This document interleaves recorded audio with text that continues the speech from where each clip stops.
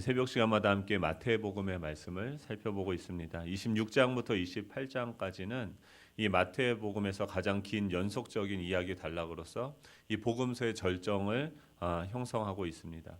16장 21절부터 계속해서 예수님의 죽으심과 부활하심은 지속적으로 예수님에 의해서 예고되어져 왔습니다. 이제 그 결정적인 사건들이 예수님께서 예고하신 대로 일어나게 되어지는 것을, 즉 하나님의 말씀이 이 성취되어지는 것을 계속해서 보여주고 있습니다. 마태는 이러한 사건들이 우연적인 결과가 아니라 구약에서 예언되어 왔고 또 예수 자신도 예고하신 하나님의 계획의 성취였다라는 관점에서 명확하게 밝혀가고 있습니다. 오늘 본문을 보면 세 가지 이야기가 나오는데 1절부터 5절까지는 당시의 종교 지도자들이 예수님을 죽이기 위한 방책을 찾는 것을 기록하고 있습니다. 또한 14절부터 16절까지는 이 가룟 유다가 그들과 협조해서 예수님을 종교 지도자들에게 넘겨줄 기회를 찾고 있는 것을 보여줍니다. 지금 이 종교 지도자들이 예수님을 죽일 방도를 찾고 있고 또 예수님을 따르던 이 제자 가운데 하나가 예수님을 팔아 넘길 생각을 하고 있는 그 상황 사이에 한 가지 사건이 끼어져 있게 됩니다. 바로 6절부터 13절까지의 내용으로 이 한 여인이 주님께 향유를 붓는 사건을 기록하고 있습니다. 이 사건은요, 사복음서에서 모두 다루고 있는 아주 중요한 내용이죠. 재밌는 것은 지금 오늘 향유를 붓는 사건이 일어날 때가 이 앞에 보면은 이 종교 지도자들이 예수님을 잡을 방책을 찾는다라고 지금 1절에서 나오는데, 거기서 뭐라고 얘기하면 시기적으로 이틀이 지나면 유월절이다라고 이야기합니다. 지금 이 종교 지도자들이 예수님을 어떻게 하면 죽일 것인가 방책을 찾고 있는 그 시점이 유월절 바로 이틀 전이라는 거죠. 또 뒤에 17절을 보면은 제자들과 함께 무교절을 지내는 것을 보여주게 됩니다. 지금 그 유월절 이틀 전 또 하루 전 이렇게 시간이 계속 흘러가고 있는데 그 사이에 지금 어떤 내용이 있습니까? 그 한 여인이 향유 옥합을 깨어서 예수님한테 붓는 사건이 나오는데, 이 병행 본문인 요한복음 12장에 보면은 이 사건, 즉 이 향유를 붓는 이 사건이 유월절의 엿새 전의 일이다라고 이야기를 하고 있습니다. 지금 그러면은 지금 요한복음에서는 뭐라고 얘기합니까? 지금 이 향유를 이 여인이 예수님께 붓는 거는 유월절의 엿새 전에 일어났던 일이다라고 이야기를 하고 있는데, 지금 이 마태는 이 유월절 둘째 날 이틀 전에 그 제사장과 또 그 백성들의 장로들이 예수님을 팔 그 방책을 궁리하고 있는 그 사이에 지금 이 사건을 대조해서 무언가 우리에게 말하기 위해서 이 사이에 집어넣었다라는 거예요. 그렇다고 하면은 이 사건, 이 여인의 사건을 통해서 우리에게 무언가 전하고자 하는 그 메시지가 있는데, 그것은 무엇일까요? 오늘 사건의 이 주인공은요, 한 여인입니다. 이 당시에 주목받지도 못했던 한 여인이, 일부러 마태는 이름을 적고 있지 않습니다. 하지만 요한복음을 보면 나사로의 동생 마리아다라고 이야기하고 있습니다. 지금 이 그녀가 하게 되어진 일은 무엇입니까? 식사를 하고 계시는 그 예수님에게 매우 값진 향유 한 옥합을 가지고 나와서 식사하시는 예수님 머리에다 붓게 되어집니다. 이 마가복음에 보면은 이 향유의 출산지가 그러니까 나드 향유라고 이야기하는데, 이 나드 향유는 히말라야 산맥에서 자라는 이 나드의 뿌리와 잎에서 뽑은 향유로 굉장히 고가의, 그 당시에 굉장히 소중한 그런 중요한 귀중한 그런 물건이었죠. 그 가격이 300데나리온이라고 하는데, 당시 하루 일당이 한 데나리온이니까 300일 동안 일을 해서 벌어야지 그 향유를 살 수 있는 것. 예를 들면은 지금으로 따지면은 만약에 하루에 일당이 5만 원이라고 친다고 하면 약 1,500만 원의 가량의 기름을 지금 이 예수님의 몸에 붓게 되어지는 그런 사건, 그런 일을 이 여인이 하게 되어진 것입니다. 그것을 본 제자들은요, 화를 냅니다. 어떻게 차라리 그 가난한 사람들 돕지 왜 그 아까운 그런 낭비를 하느냐라고 이야기를 합니다. 그런데 예수님의 반응은 어떻습니까? 10절부터 13절이죠. 우리 한번 읽어보도록 하겠습니다. 10절부터 13절입니다. 시작. 예수께서 아시고 그들에게 이르시되 너희가 어찌하여 이 여자를 괴롭게 하느냐? 그가 내게 좋은 일을 하였느니라. 가난한 자들은 항상 너희와 함께 있거니와 나는 항상 함께 있지 아니하리라. 이 여자가 내 몸에 이 향유를 부은 것은 내 장례를 위하여 함이니라. 내가 진실로 너에게 이르노니 온 천하에 어디서든지 이 복음이 전파되는 곳에서는 이 여자가 행한 일도 말하여 그를 기억하리라 하시니라. 아멘. 예수님께서는요, 그 당시에 우리가 생각해도 그렇잖아요. 이 한 번에 이 예수님에게 이런 값비싼 향유를, 지금 다른 복음서에서 보면은 그 이 여인이 결혼을 하기 위해서 보통 그 당시에 준비했던, 자신의 혼인을 위해서 준비했던, 그래서 계속해서 모아놓았던 그런 귀중한 돈을, 그런 귀중한 물질을 이 예수님한테 부은 거죠. 한 번에 붓고 그냥 끝이 나버리는 거죠.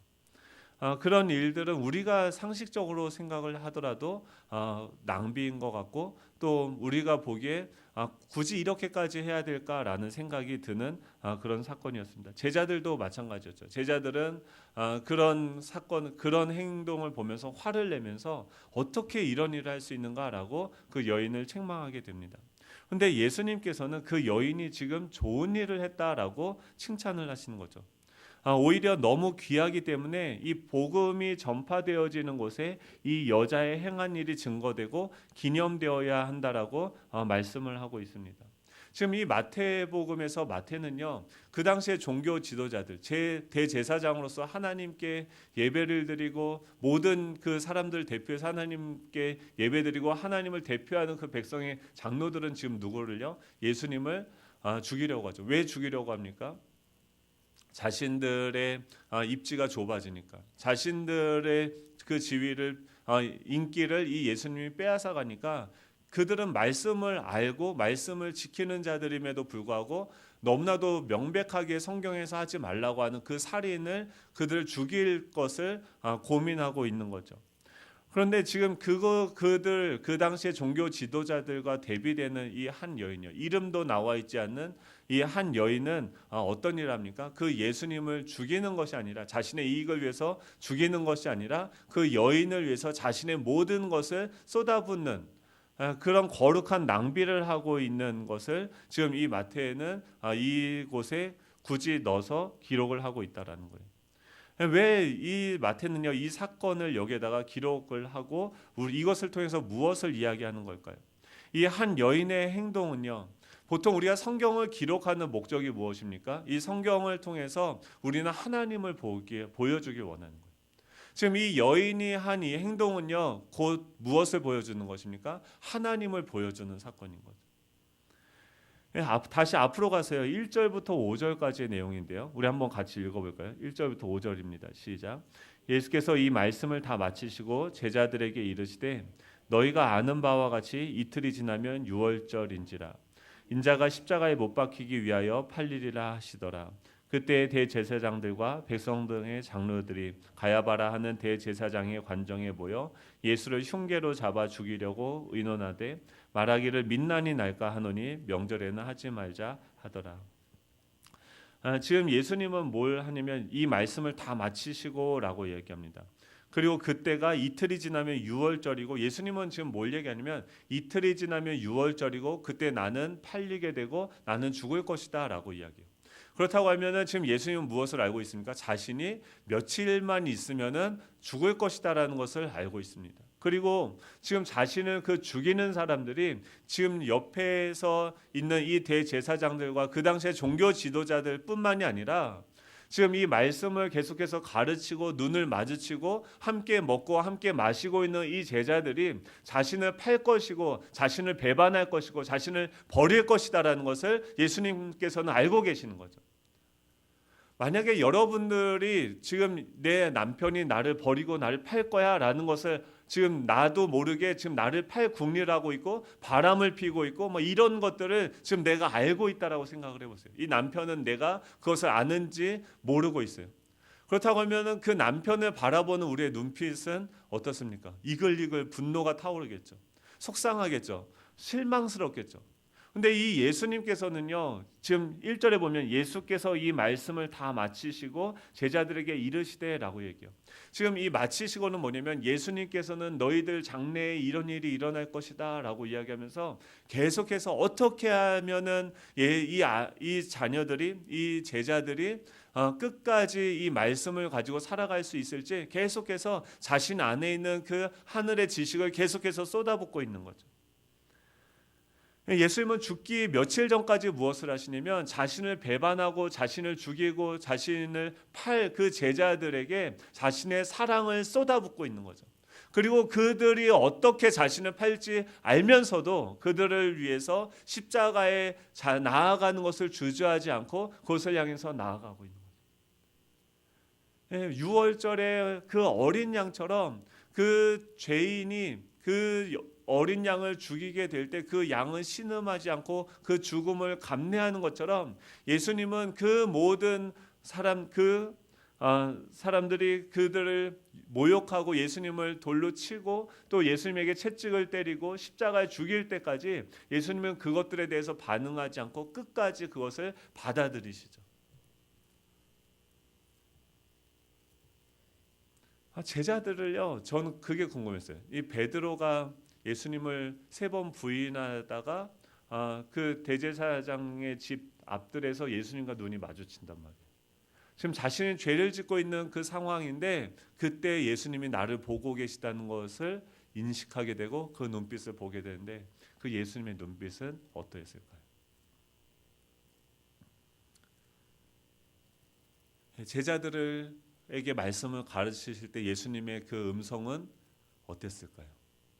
예수님은 어떤 눈빛으로 그 제자들을 바라보시면 자신을 팔 제자들인데 자신을 배신할 제자들인데 또 연약해서 또 넘어질 사람들인데 그들을 어떤 식으로 대우하셨을까요? 지금 그 예수님께서 예수님의 그 마음과 그 동기를 가장 잘 보여주는 사건이 무엇입니까? 지금 이 한 여인이 자신의 모든 것을 예수님에게 쏟아붓는 이 사건. 이건 무엇입니까? 사랑인 거죠. 예수님이 나를 떠나신다라는 그 얘기에 계산이 없는 거죠. 그냥 예수님이 나를 사랑해 주셨고 또 나에게 해주신 것이 너무나도 기뻐서 그 예수님에게 자신의 모든 것을 다 쏟아붓는 거죠. 이것은 무엇입니까? 낭비죠. 거룩한 낭비죠. 이게 무엇입니까? 사랑인 거죠. 예수님께서는 왜 십자가에 죽으십니까? 왜 십자가에서 자신의 모든 것들을 다 내어주십니까?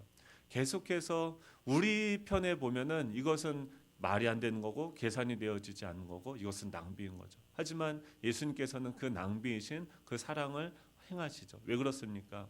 예수님 안에는요 사랑밖에 없는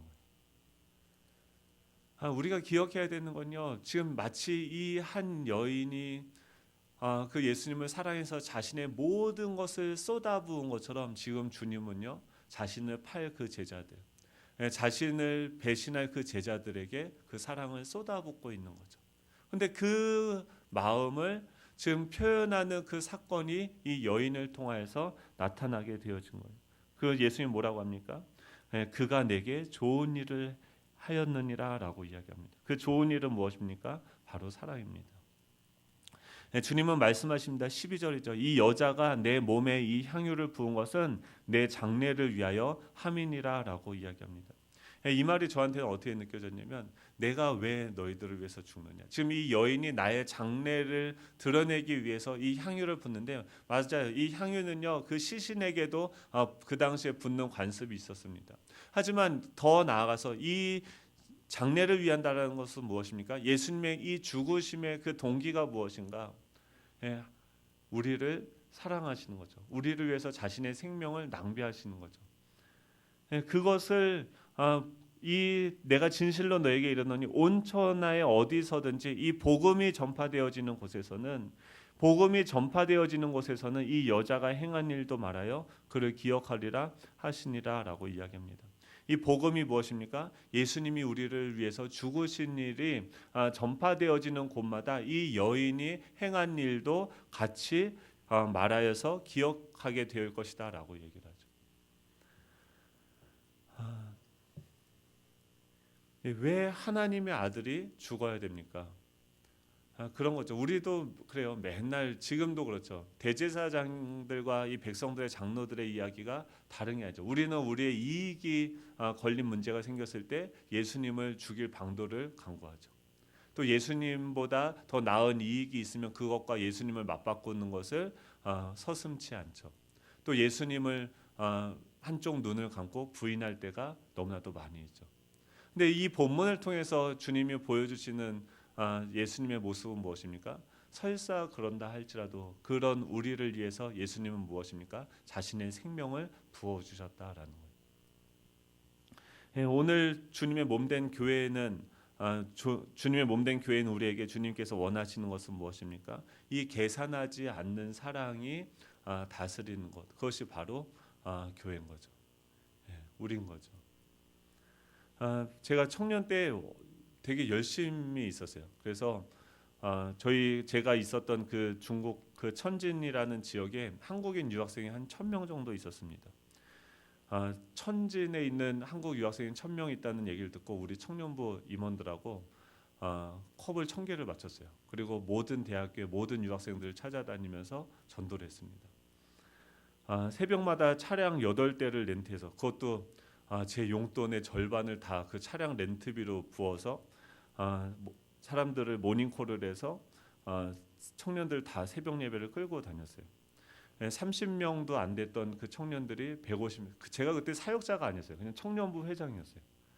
미친 듯이 주님을 위해서 막 하루에 진짜 5시간 자면서 맨날 전도하고 뭐하고 했어요. 근데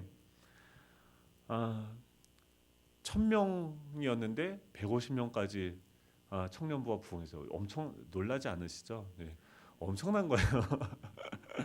그래서 제가 막 토요일 날 이제 청년부 임원들하고 리더 모임 하려고 이제 기도하면서 준비하고 있는데 그 찬양 팀에 밖에서 막 연습을 했나 봐요. 근데 노래가 뭐였냐면 갈릴리 바닷가에서 막 이거 있잖아요. 그래서 마지막에 뭐라 주님은 시몬에게 물으시는데 사랑하는 시몬아 넌 날 사랑하느냐? 그럼 뭐라고 그래야 돼요? 오 주님 당신만이 아십니다. 이거 너무 당연한 거잖아요. 그래서 기도하다가 저도 모르게 그 음율이 제 안에 들어왔는데 주님 뭐라고 물어보시면 사랑하는 성범아 너가 나를 위해서 정말 수고하고 전도하고 자신의 그 용돈의 절반을 다 새벽 예배 차량 렌트비로 내고 다 좋은데 사랑하는 성범아 너가 날 사랑하느냐라고 물어보시죠. 예. 근데 그때 제가 뭐라고 대답했을까요? 그렇게 대답하고 싶었어요. 주님이 아십니다라고 하고 싶었는데 제 동기가 주님을 사랑하는 게 아니었더라고요. 주님한테 그렇게 열심히 해서 잘하면 주님이 저를 성공시켜 주실 것 같았어요. 제가 원하는 것들을 가질 수 있게 해주실 것 같았어요. 주님은 오늘 아침에 이 본문을 읽으면서 계속 저한테 다시 물어보는 거예요. 이 여인이 왜 예수님께 향유를 부었을까요? 뭐 예수님이 왕이 된다 그 시점에서 부은 게 아니에요. 예수님이 이제 죽으신다는 거예요. 근데 그 죽으시는 예수님 이제는 미래의 이 예수님은 없는 거죠. 근데 그 여인은요 그 예수님에게 자신의 모든 것을 부었습니다. 이거는요 한 단어로밖에 설명할 수 없는 거죠. 그건 무엇입니까? 사랑인 거죠. 모든 것을 다 붓고 그것으로 말미암아 그 어떤 결과가 주어지지 않는다 할지라도 너는 나에게 너의 모든 것을 부을 수 있겠느냐, 헌신할 수 있겠느냐. 오늘 주님은 저에게 이렇게 물어보십니다. 우리도 마찬가지죠. 교회는 무엇입니까? 어떤 결과를 위해서 어떤 것들을 우리가 만들고 성취하기 위해서 무언가를 하는 것이 아니죠. 한 영혼이 왔을 때 그 영혼이 뭐 변화될 수도 있고 변화 안 될 수도 있겠죠. 그리고 그 영혼이 뭔가 뭐 변화돼서 아주 막 잘 되고 뭐 이런 게 있을 수도 있겠죠. 근데 그것과 상관없이 주님은 어떻게 합니까?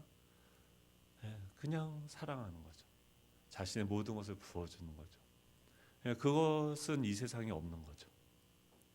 그걸 보여줄 수 있는 유일한 곳이 어디입니까?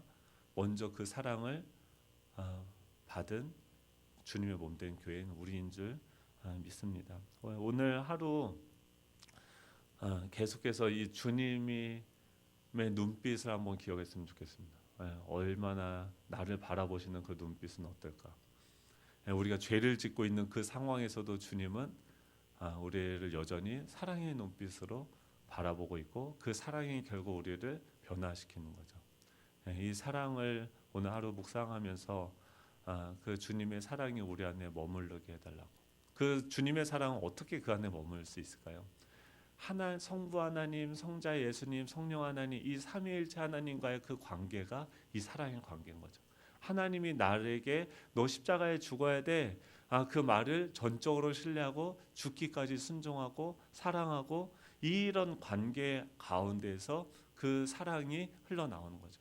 주변에 다 나를 죽인다 할지라도 이 사람들이 나를 배반하고 날 팔린다 할지라도 성부 하나님, 성령 예수님, 성령 하나님, 성자 예수님이 계속 그 관계 안에서 그 관계, 그 사랑의 관계를 누리고 있기 때문에 이 세상과 초월한 그 사랑을 계속해서 이뤄갈 수 있는 것이죠. 그 사랑의 관계 안에 들어가고 머물고 그 사랑이 우리를 통해서 흘러가는 오늘 하루가 되면 좋겠습니다. 그럼 우리 예수양남교회가 되게 해달라고 늘 기도해 주시기 바랍니다. 기도하겠습니다. 하나님 감사합니다.